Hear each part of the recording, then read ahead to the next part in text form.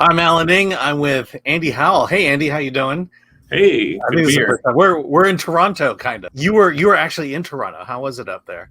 Oh, we're talking Yeah, about the Toronto International Film Festival. Okay, so yeah, you were actually there. I was covering it virtually, but what was your experience like in a post-COVID world? it was weird. I've been covering the Toronto Film Festival for, man, almost 20 years, and I'm always there in person except for last year. So it was really sad last year not to be able to go. And then this year, it was a kind of a surreal festival, kind of a hybrid between in-person and remote screenings. A lot of stuff you could see online, but some of the stuff you had to be there in person to see. In the screenings, you had to show like proof of COVID vaccination.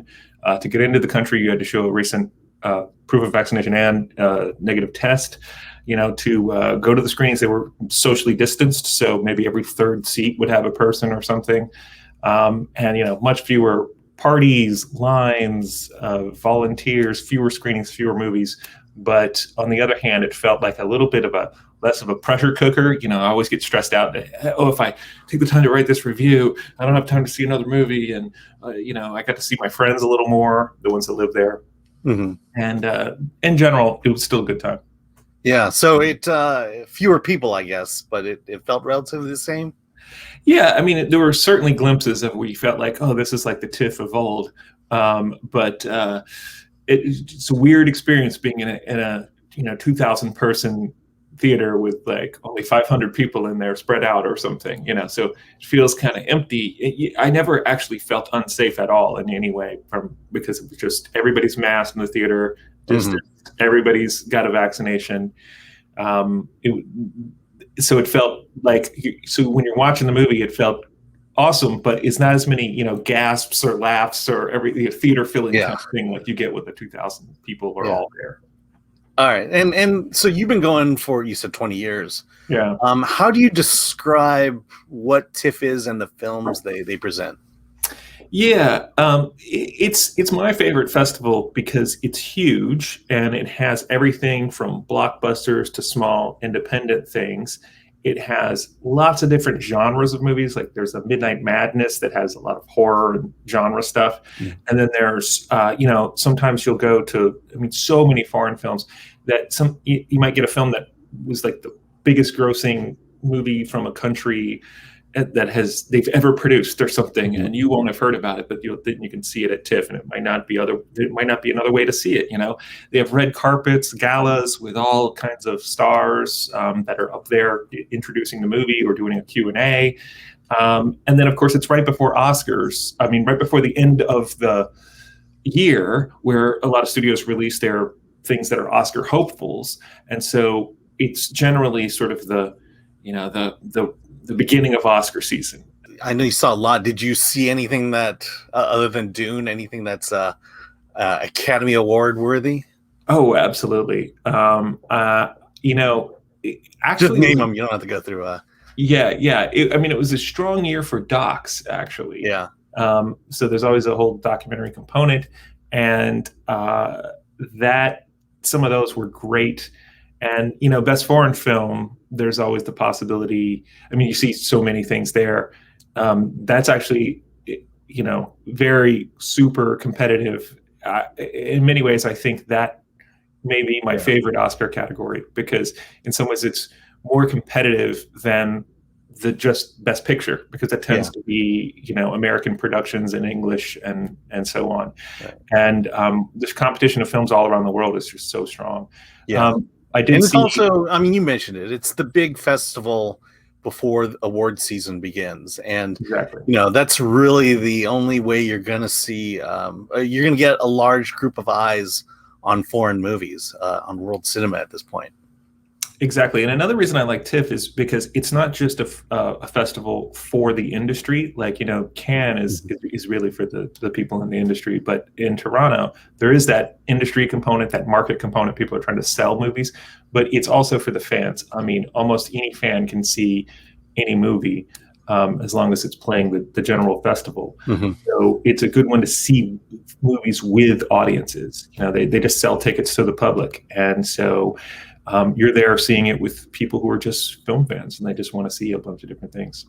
Yeah, from what I've seen, it reminds me a lot of Sundance, where you do have those big names, but there's a lot of really good independent films, smaller films that get to kind of ride on the coattails of TIFF.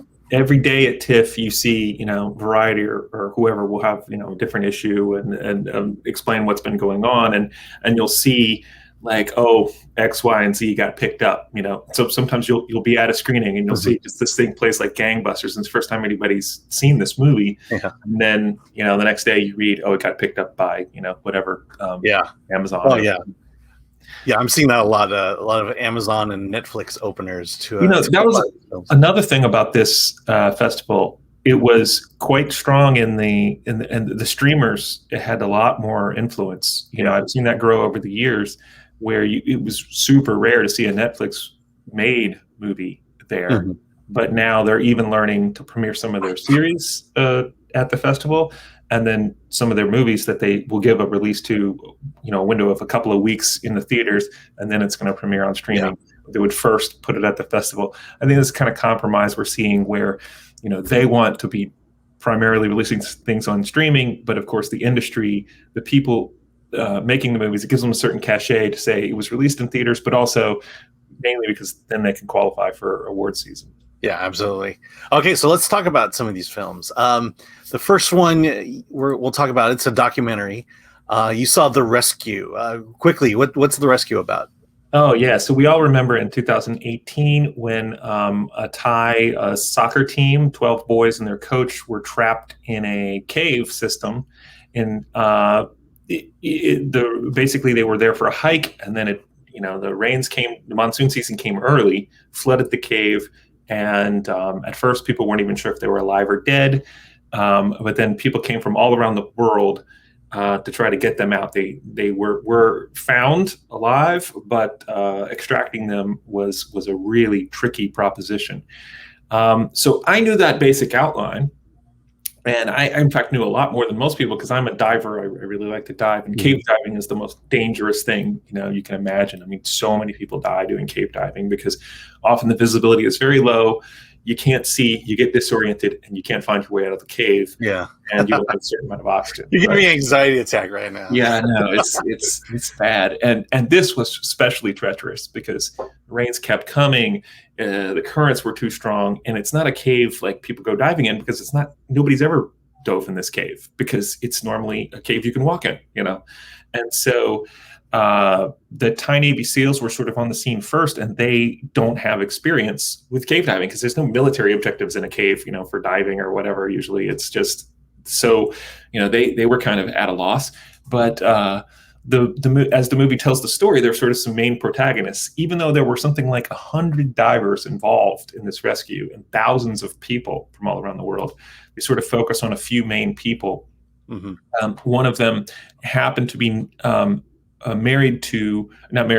dating a Thai woman from that village, and he turned out to be one of the best cave divers in the world. So he got involved early, and his dive partner, and they quickly realized that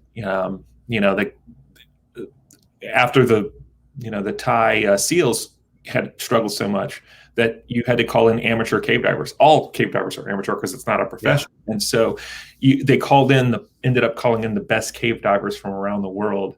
And these two guys that were first on the scene, maybe the top two people in the world, they found the boys.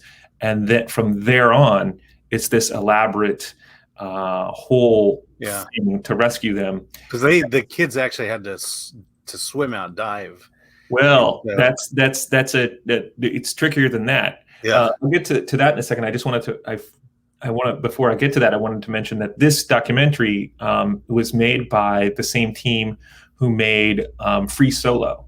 So if you remember that, the story of a guy climbing El Capitan with no rope, really stunning documentary from Nat Geo a couple of years ago. It's the same director combination, Jimmy Chin and Elizabeth Chai. I'm going to mess up her last name.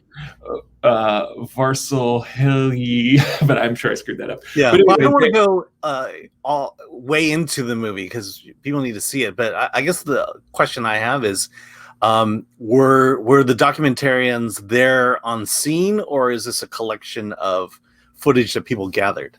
That's a great point. I don't think they were there on scene, but they got footage from the divers. So we've probably all seen these pictures of when the boys were initially found. The divers sort of came up. They said they could actually, smell before they could actually see, and then looked around, saw a light, and I guess I don't know at what point they started recording, but then, they swim up and then just see the boys. There's actual footage of that. There's a lot of footage from the divers and from the Thai Navy SEAL team. Apparently there's something like 90 hours of footage that they didn't get initially, and they only got apparently like 4 months ago. And so they actually, a lot of the dive footage, they do have a lot of dive footage and a lot of footage from news teams on site and people who were in the process. They're just recording things on their cell phones. But then for some of the key scenes, they, or I don't know actually which ones, they recreated some of the scenes with the actual principals involved. And so just basically, and they say this at the end of the movie, they're not trying to hide anything, but it's seamless. Like you can't really tell like what is original footage and what they recreated. And then they have, graphics and all kinds of, it's made by Nat Geo, so there's some money behind it. And so they really tell the story. But the best part is sort of the interviews with the people telling the story. So even if you know the broad outlines of the story, the drama is just through the roof because of how difficult it was. And then their personal stories about how they sort of felt about it and their role in it. I will say that to answer your question about, did the boys swim out?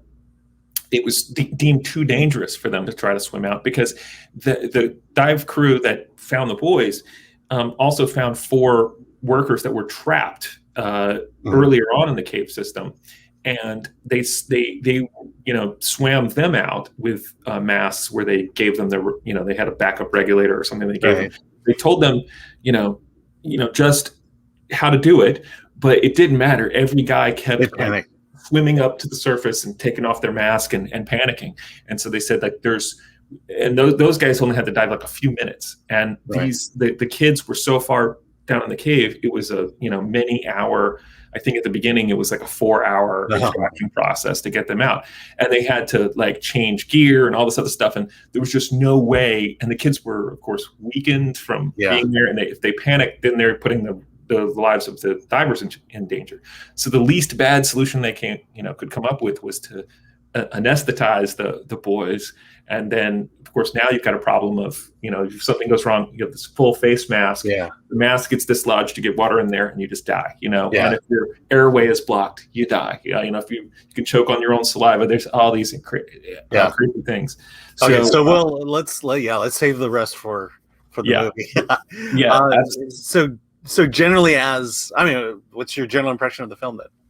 Oh, it's I think that was my favorite thing I saw at TIFF, feature or doc alike, even though it's one of those things where real life can be even stranger and more preposterous and more inspiring than fiction. If all that was written down, I would say, oh, that's too saccharine or too much drama, but the fact that it's real life, man, and they find a way to tell the story where it's a very narrative kind of story, and then they find the drama and the tension and the people, the human stories. So you're saying fiction is for wimps then?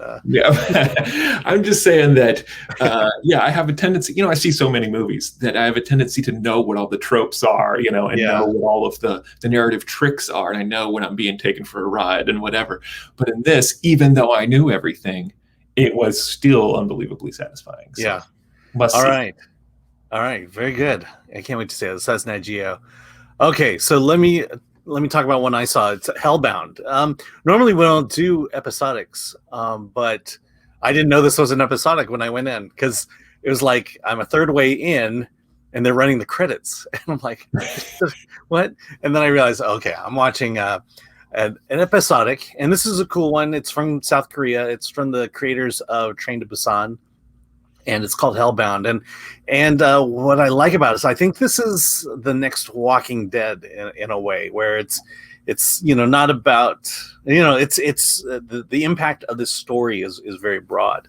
And so just simply the scene opens with a guy sitting at a diner.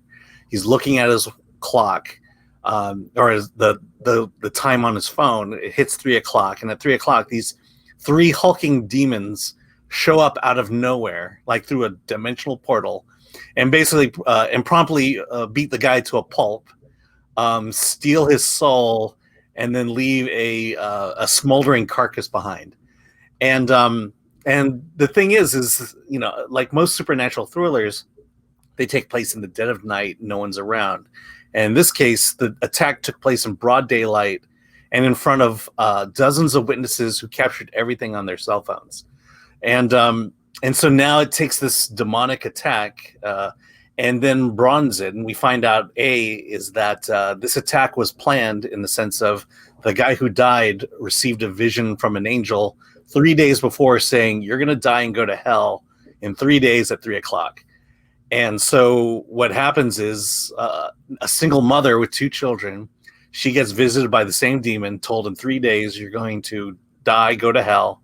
And so it brings up all these religious questions and brings up religious people out of the woodwork.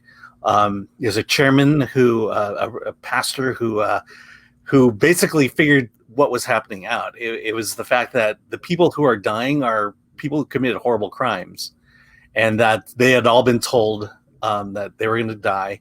And then now that this woman has come forward and they have footage of this demon talking to them, says, tell you what, I'll give you 3 billion won, Korean dollars, to let us film you getting killed by demons. And then she agrees because at least that money will go to her children. And now this involves a lawyer who has to negotiate the deal, make sure the kids get paid. There's also a police officer whose daughter is hooked up with this pastor, and then his wife died brutally from a brutal murder, and the guy who did it got away, and so now there's is he next? And then it gets into some really broad religious questions now, because now that there's demons out there killing people, this kind of proves the existence of God. And now these religious groups are kind of claiming to know what's going on, and they start doxing people who are not fully on board with this. And so I saw the first. I guess it's 3. I saw the first 3 episodes of the 6-part series, and I'm totally hooked. This is just really incredible. And I will say, by the time I got to the 3rd episode, it goes in some really, really interesting, bizarre directions that are pretty cool. And I don't want to spoil it for you, but you've got to see this one. Yeah, I actually watched most of the first episode before my computer died, and then so I couldn't see the rest, and then I found out you were writing the review, so I didn't finish it because I had to get on to other things. But I am hooked just off of what I saw. Very intriguing concept, and I think is this so this is it's a South Korean production and it's subtitled. Is this going to be available on American Netflix? It's actually a Netflix original, so it'll be on Netflix. Yeah, excellent. And we could talk all we want about subtitles, but do it.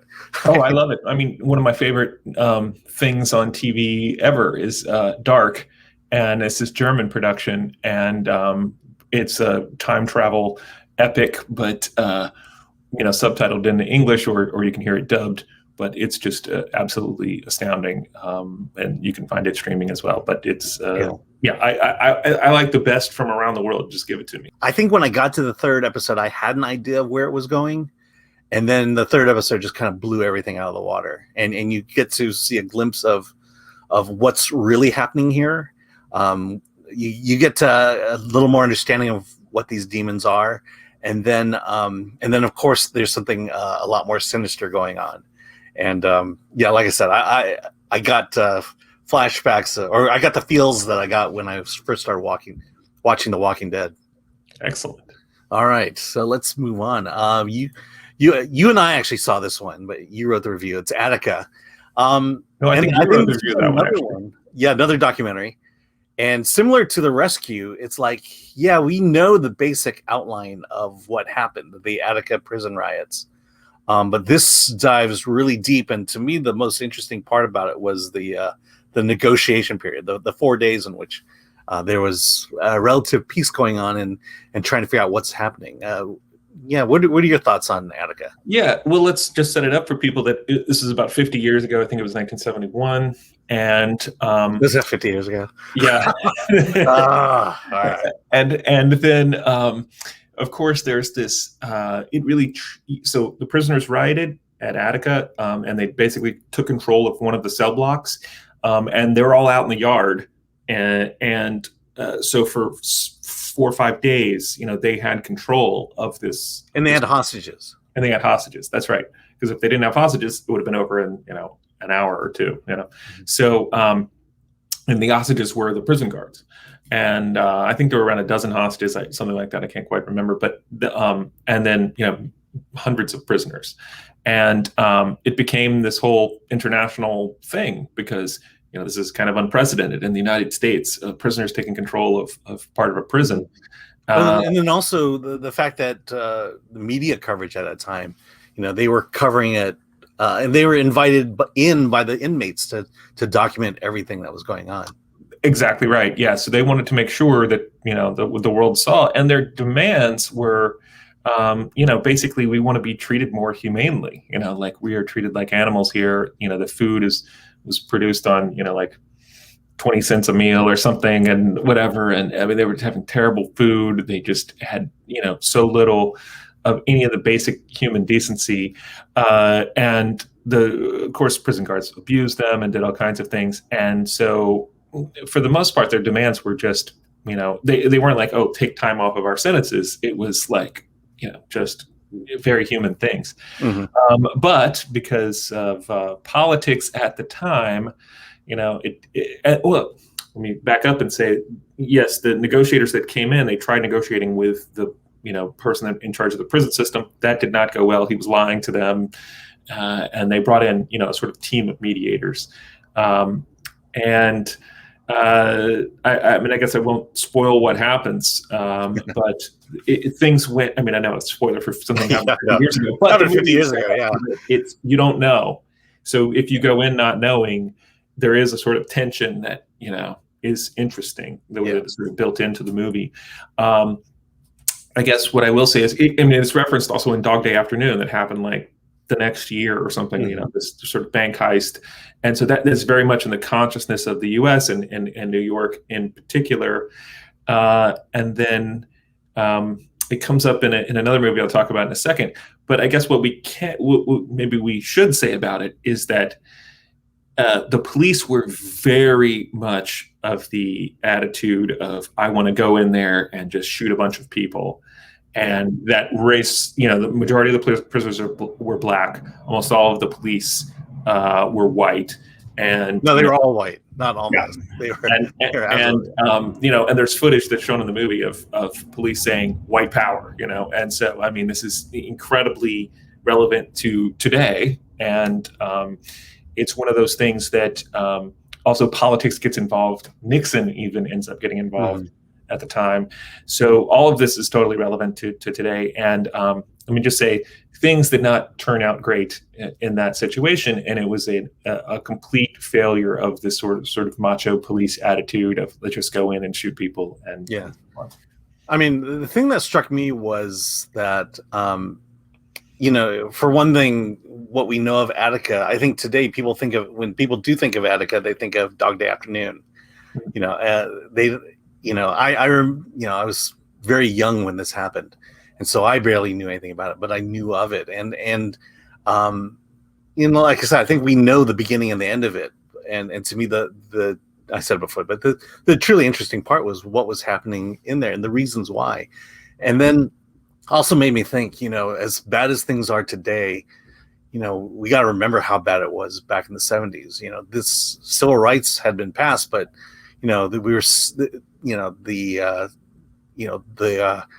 the white race, the white Americans at this point were still fairly emboldened and, held on to majority privilege. So I mean, Martin Luther King had just been killed in 1968. Bobby Kennedy had been killed. Malcolm X had been killed. I mean, this was, and so we're talking 3 years after this kind of stuff, and so, I mean, nerves were absolutely raw, and people were, I mean, it was this feeling, you feel like, by the white people, like loss of control. So now we're going to show you, that this whole kind of thing, very important to see captured in contemporaneous footage at the time. And then to hear some of the survivors tell in their stories, that was the fascinating part to me too. Some of these prisoners who, now are out and talking about their whole experiences in there. And people who help negotiate and things like that. So really, and it's important because it did lead to some prison reforms, and we're still not there yet in terms of like people treating people as humanely as they deserve to be treated. But boy, it was rough. I mean, the brutality at the end is just. It's cringeworthy, and then all the prosecutions of the correctional officers that never happened. Yeah, exactly. I mean, they basically just got away with, almost certainly murder. And I mean, like, not just like, accidental, but like trying to teach. No, it was, there's nothing accidental about it. No, it was brutal and terrible. And I'm hoping this documentary will raise more consciousness about what went on then. Because I mean, this gets right into conversations today about, structural racism and critical race theory and all these kinds of things. I mean, if you don't think that there's structural racism in certain parts of the U.S., then you need to watch this documentary. And this is New York. This is New York State, for crying out loud. Yeah, exactly. This is not, some out of the way prison in Louisiana or something like that. So it's a real eye opener. And it, I was going to say that this makes a good double bill with another doc I saw there, which is called Hold Your Fire. And it's about the beginnings of hostage negotiations and starting to use that in these kinds of standoffs, because it went so horribly wrong in Attica. There was Hold Your Fire is just briefly about a attempted robbery of a sporting goods store to get guns. It was 4 black men, and they ended up in a standoff. They weren't trying to take hostages, but as they were trying to leave, the police found them and surrounded the building, and so they ended up with the hostages that were in there. And then they didn't trust the police because of Attica, because they had seen what happened there, so they were too scared to come out. And then so there's with the survivors of that incident, they have modern day interviews, and the people, 2 of the guys that committed the crimes were still alive and absolutely remorseful and so on. But the real story is about one of the police detectives who had a degree in psychology and started trying to convince people we need to negotiate with people inside when the police just wanted to run in and start killing people. So you do see that there's some lessons learned from Attica, although, and then they started building from there. And today hostage negotiation is a thing, but where did it come from? That's basically what Hold Your Fire is about.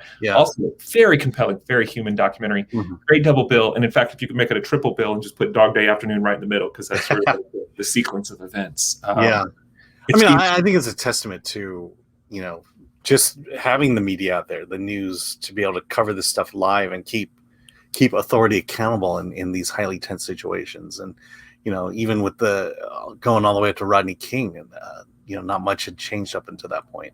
Yeah, you had all this footage. Yeah, speaking of accountability, I mean, that's one of the things that definitely comes up in Hold Your Fire is the crowd had formed outside of this hostage situation, and we're really turning on the police, even though there's people in there that have people hostage, and people are mad at the police. I mean, that tells you that how messed up the police have to be, and how public opinion has to turn against them. You get that sense in Dog Day Afternoon as well, of course. Yeah. So it's that public accountability that today we're still seeing. That has to be there. Sadly. All right. Let's move on. I was gonna say let's get into something lighter, but it's not. So I saw the movie Encounter, and it stars Riz Ahmed, and he's a father who suffers from severe PTSD from a couple tours in I believe it was Iraq, and the movie basically opens with him kidnapping his two sons from his ex-wife and taking them on an adventure, when in reality he's trying to save them from an alien aliens have come to the Earth, to the planet, to inhabit human beings, control them, these parasitic alien types, and so he takes his kids to protect them and to save their lives, and everyone else thinks he's crazy, and the reality is he is crazy, because of the PTSD. But he basically goes on the run, and he is, when he does certain things along the way, attacks people, steals their cars. He goes into an old man's house and takes his car and shoots him. So he does. It's one of those. He's really he's just digging a hole for himself, and it's this chase. And the only person who's really on his side is his parole officer, played by Octavia Spencer. And she's the one who kind of takes responsibility from a law enforcement side and says, "I'm going with you to make sure you don't kill him." And so this is the general story. And of course, things get worse, and then there's the ultimate standoff at the end. And I mentioned this because, quite frankly, I've seen a lot of indie films, dramas, thrillers like this that tell very similar stories. And quite frankly, this story is not that much different than that. I think for me, the real bright spot of Encounter is Riz Ahmed's performance and Octavia Spencer, who, she's Octavia Spencer. She just shines in everything she does. But I will say this about Riz Ahmed's performance. It's probably the most recognizable of his roles, in the sense of, you see it, and he plays a fairly standard character, the father who loves his son but suffers from PTSD, compared to his past works. And so I appreciated the performances, but at the same time, it was like, I've seen this story before. Sounds a little bit like Safety Not Guaranteed, where, it's like, this guy says he has a time travel machine, and you're never quite sure, is he crazy or does he actually have a time travel machine? I don't know. Do they have this kind of tension there where you're not sure if he's crazy or not in the movie, or is it just kind of pretty clear what's going on the whole time? I think it's pretty clear. I think they try to cast a little bit of doubt, but it's pretty clear he's kidnapping his kids, and and he is telling fairly elaborate stories, hiding the truth from his kids, and the kids starting to realize that dad may not be telling us the truth at this point. And so that's it's kind of like, we talked about the big films occurring at TIFF, and this is, I would say, one of the mid to smaller films. Often when there's like sort of one or two stars that you've heard of, I've seen a lot more of that this year, sort of smaller in scope movies, maybe because of COVID, it's a little harder to make as many blockbusters, or this isn't necessarily the film for a blockbuster, but I mean the film festival for a blockbuster. But and often there will be these things that are sort of acting showcases, like, let me show you my range as an actor, because I'm hoping to get that best actor nomination or whatever. I don't know if that was exactly this kind of deal, but I heard decent things about the movie. It's not bad. Like I said, it's a really good performance, but I always associate Riz Ahmed with more avant-garde roles, Sound of Metal, and this one just, I've seen stories like this, and he does a good job with the role, but nothing really special, I would say, in this case.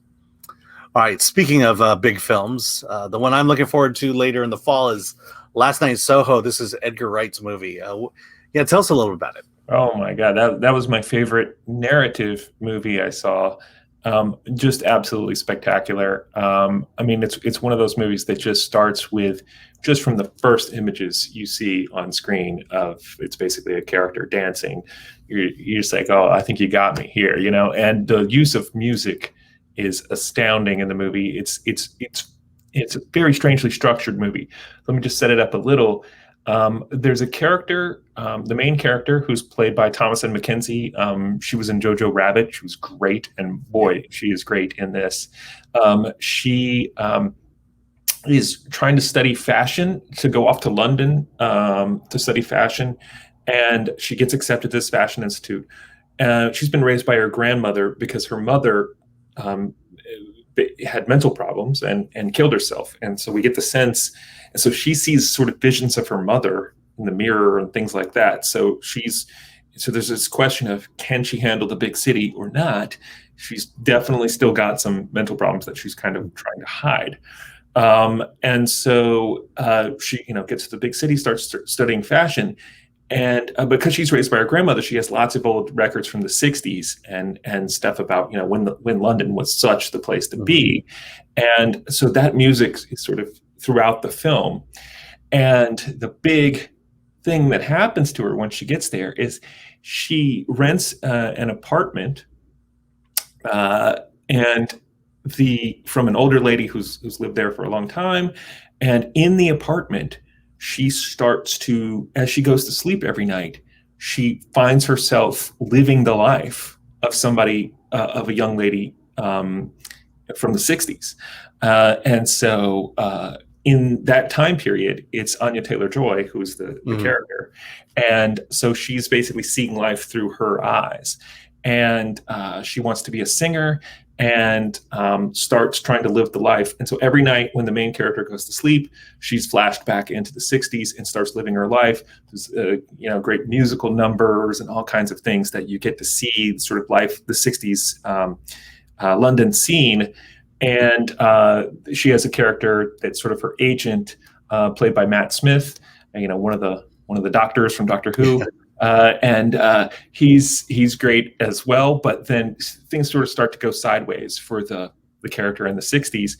And then now it sort of starts to become a real chore for the main character. When she's going to sleep, she's seeing all kinds of really stuff that turns pretty horrific. So it sort of turns into, it seems like this musical, crazy thing, fun thing about a character sort of turns into a sort of horror thriller. I won't give away anything else after that, but basically, our main character is sort of trying to solve some bad stuff that went down in the 60s through the information she's getting through this whole thing. Yeah, that's interesting because I've seen the trailer and I still have no clue what. Well, it gets way deeper, twistier, crazier than that. But I want to stop there to so that I don't ruin anything.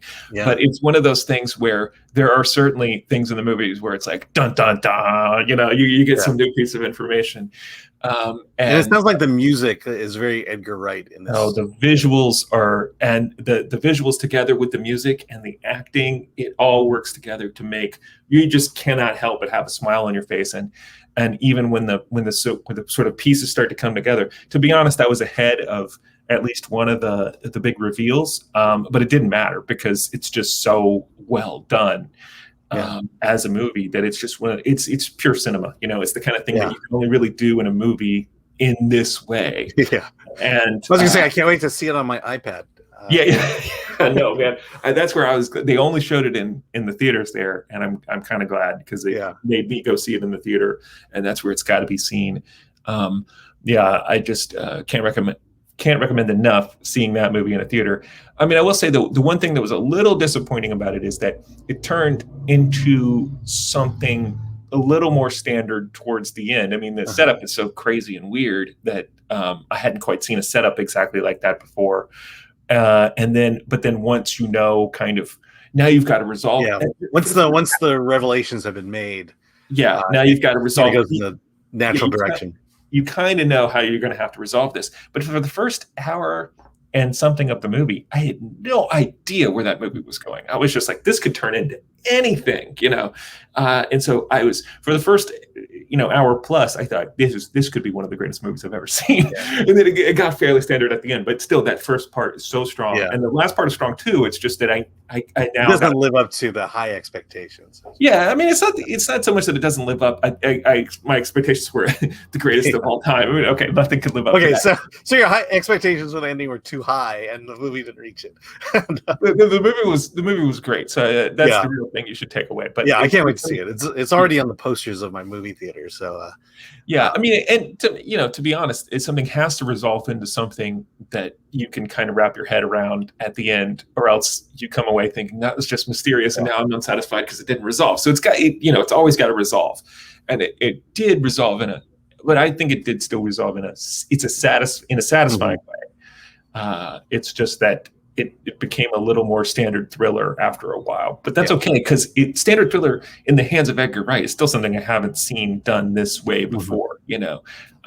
Still with the visuals and the characters, it just absolutely works. All right. So we're gonna end. The last movie we're gonna talk about is The Electrical Life of Louis Wain, starring Benedict Cumberbatch, who apparently is going to be in 3 big movies this fall. And this is the one I saw. I know you saw the other one. But Benedict Cumberbatch, it's a biopic. It's a real life story. Louis Wain, who made his claim to fame, is he's a famous cat illustrator from the 1800s. And this is his story. And we talked a little bit with the rescue that, it's hard for a lot of these movies not to fall into tropes, especially biopics. And that this is the conundrum. It's like when you watch The Electrical Life of Louis Wain, you've seen this story before. Wait, can I guess? Does Benedict Cumberbatch play a sort of aloof, autistic, yet lovable guy? Yeah, kind of a nebbish nerd that I don't know all Benedict Cumberbatch characters. Yeah, he's got that down pat. This is his style of character. Yeah, I mean it's basically he's the only male of his family. His sisters have not been able to get married, so it's on him to earn a living to earn all the money for the family. And this is a fairly aristocratic family in England. And so it's up to him to kind of keep them in that lifestyle. And so he's an illustrator. His job is to do news illustrations. So he'll go to boxing matches, draw it, and he's very fast. But his true love is drawing animals. And so having the pressure to need to provide for his family, he takes a job as a news illustrator, and he has younger sisters growing up, and so he has to hire a governess to teach them and to take care of them, and so that's why he has to get that job to pay for the governess, of which the character falls in love, and the governess, they get married. She discovers some really dark images and realizes that Louis Wain has severe PTSD issues. He almost died in an accident that actually I believe killed his father or his parents, and so he's got that to deal with. He gets married. They adopt a cat, which is unheard of at this time, and so he begins drawing all these fanciful pictures of that cat, illustrations, and he sets off this revolution in which cats now become domesticated, and it's all on this guy, and of course she dies, and then there's this his life just spins out of control at that point, and this is kind of where the tropes start happening. Is it gets very he kind of goes down that road of insanity, a beautiful life type thing. And so again, I enjoyed it. And I think there are 2 things, Benedict Cumberbatch, that's clearly the winner here, but I do like, the cinematography in this movie is incredible because, every scene and every frame is like a work of art. It's the colors vary depending on the mood of that time. The compositions, the angles of the camera, the lighting. Oh my gosh, the lighting, the outdoor lighting, the natural lighting, whatever. It's just a beautiful film to watch. It is almost 2 hours long, and it does go down very familiar roads, and I think that's what it has going against it. And that's the question I always have with biopics is it's weird, but it seems like everyone who grew up in a certain time period all have the same story. And I think Aretha Franklin, I loved Respect, but we're very familiar with the events that happened in Aretha's life because we had seen it in other movies, and I think you could say the same thing with this one.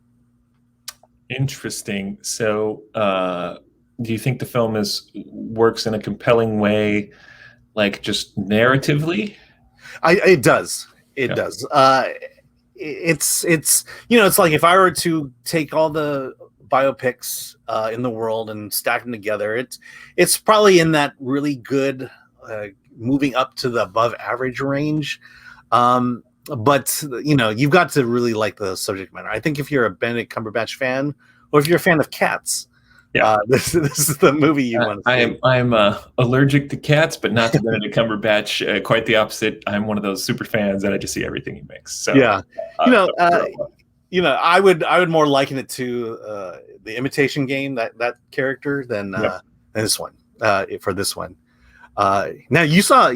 We're just real quick, but you saw the other Benedict Cumberbatch movie. That's right. He was also in The Power of the Dog, which is Jane Campion returning to feature films, and he plays a cowboy in this movie. Mm-hmm. So, but it really it's kind of a foppish British cowboy. No. he's a real rough American cowboy. So, it's a kind of a departure from him. He still plays the kind of asshole that everybody hopes. He kind of also likes to play an asshole that maybe becomes a lovable asshole. And this one, not so lovable. For one, yeah. So, but it's a fascinating movie because just the very short synopsis. He's one of two brothers who are ranchers. They come upon a sort of inn, and he's horribly mean to the woman who's running the inn and the restaurant. And he really makes fun of her son. But it turns out the other brother, who's played by Jesse Plemons, falls in love with the woman, and they get married. And so now the woman and the son have to move in with the brothers. And so, eventually he sort of takes a turn, and he's making fun of the kid because he's he thinks he's too effeminate, and he's this manly macho cowboy guy, but eventually he starts to take him under his wing. That sounds like where this is going, but I'll just stop there and say you don't know where it's going. Mm-hmm. And this is sort of an exploration of toxic masculinity and and characters who don't have a lot of options in the West. So whether that's women or gay men or other kinds of things, there's these kinds of things get explored when your life is sort of out, removed from everyone, and you don't have a peer or social group, and things are sort of dictated to be a certain way. What happens to you in those situations? Yeah. All right. So if you're a Benedict Cumberbatch fan, you've got Kitty Cat Benedict Cumberbatch, you got Cowboy Benedict Cumberbatch, and then we've got Doctor Strange coming. So, the guy knows how to pace his movies out. Yeah. I will say about this Benedict Cumberbatch performance is it's different than the others, but I mean, we're really hitting the upper end of his range. I've seen a lot of cowboy movies. I don't fully believe him as a cowboy, but he's still. So I never kind of stopped believing it was Benedict Cumberbatch, but he's still very interesting to watch. He's certainly, magnetic on screen where you're paying attention to everything he's doing, and he really commands the screen. Mm-hmm. It's just that maybe it's just that I know him from too much British stuff. I never quite bought into him as an American cowboy.